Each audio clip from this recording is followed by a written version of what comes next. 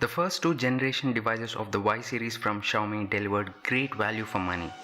With the Redmi Y3, Xiaomi is trying to take it one step further. Let's see what it has in store. So opening the box, firstly we have this leaflet which consists of SIM ejector tool, then some documentation. Xiaomi has also included a clear case. Next we have the phone, which we'll talk about in a minute, and the final items in the box are the micro USB cable and power adapter. When it comes to storage, this particular variant has 32GB, out of which about 22GB is available out of the box, and it's running Pi.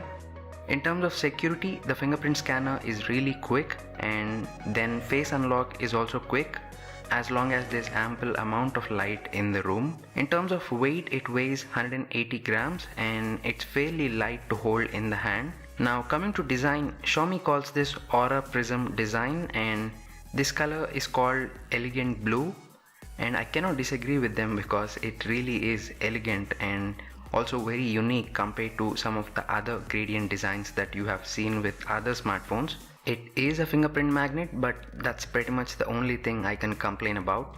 Now coming to the most interesting aspect of this phone, and that's the cameras. So these are some of the sample shots that are shot indoors, and they came out pretty well in my opinion. Of course, I will be testing them in detail in a separate video, but that 32 megapixel selfie camera is something I'm genuinely curious about. These are some of the shots, and initial impressions is that it produces well balanced images with really good amount of detail. One thing I've observed is that it softens the image a little, whereas I personally prefer a more natural looking image. Of course, these are initial impressions and these opinions are bound to change in the final review. This is a portrait selfie, and it did a great job when it comes to edge detection, considering the fact that it has a lot to do in this instance as it's a complex shot. Selfies in the dark are decent. They seem to have not a lot of noise and they are usable in most instances. So I'm wondering as to how it compares to some of the other phones in the budget segment. Speaking of comparison, I've made a video comparing the Galaxy M30 and Redmi Note 7 Pro. So check out the videos on your screen and I'll see you in that video.